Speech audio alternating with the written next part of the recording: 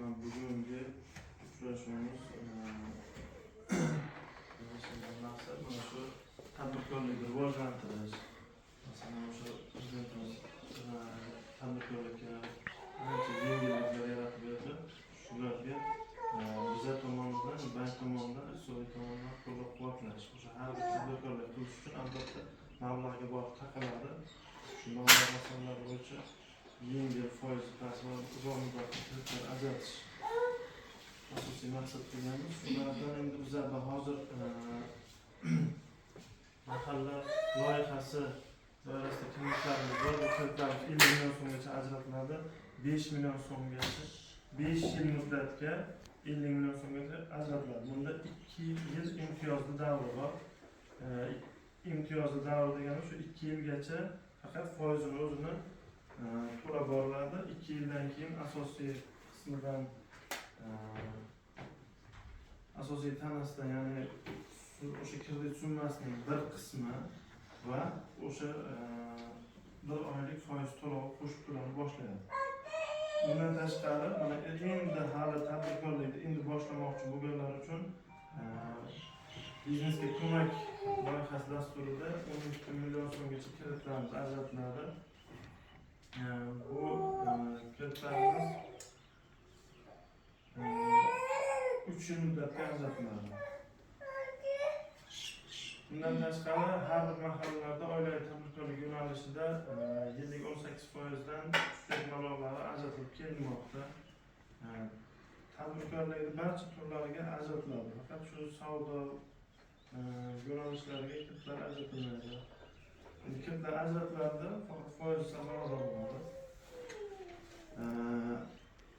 Hozirda o'sha tomonlardan samarali foydalangan holda aholini nima deydi, daromad manbaini oshirib borish kerak. Ham bunda o'sha hech qayerda ishlamaydigan ishsiz fuqarolarimiz tomonlardan samarali foydalangan holda qo'shimcha daromad olishi uchun chorvachilik bilan shug'ullanadi yoki issiqxona yoki qarindochilik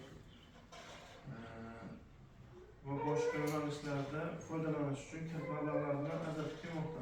Hozirda bizlarga o'sha mahalla taqsimot qilib biriktirilgan, har bir mahallada mahalla bankiri tayinlangan. Bundan tashqari, o'sha har bir mahallada mahalla agentlari o'zini ish faoliyatini boshlagan. Ular o'sha har bir mahallada o'zini fuqarolar bilan uchrashgan holda ularga shu tadbirkorlik qilish istagi bo'lgan fuqarolarga kredit mahsulotlarimizni tanishtirib bormoqda. Bundan tashqari, prezidentimiz 312-son qarorlari bo'yicha 300 million so'mgacha kreditlar ajratiladi. Bunda 100 million so'mgacha garovsiz holda ajratiladi. 7 yil muddatga 2 yil imtiyozli davr bor. 300 million so'mgacha olmoqchi bo'lsa, garov ta'minoti taqdim etiladi.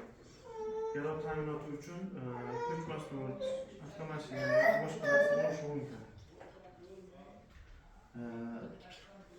Bu bizani foizi o'sha har bir tuman o'sha hududdan kelib chiqib belgilanadi. Bizning muborak tumanimiz 4-toifa bo'lganligi sababli 20% dan ajratiladi. Yillik 20%. Bunda yuridik shaxs tashkil qilgan holda faoliyat yuritsangiz, o'shanda olsangiz bo'ladi. Kimda tadbirkorlik bilan shug'ullanish va kredit olish istagi bo'lsa, aytsalar, bizlar shuni o'rganib chiqib, ularga kredit ajratamiz.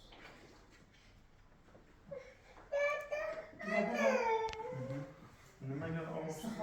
Issiqxonaga qancha so'm olmoqchi?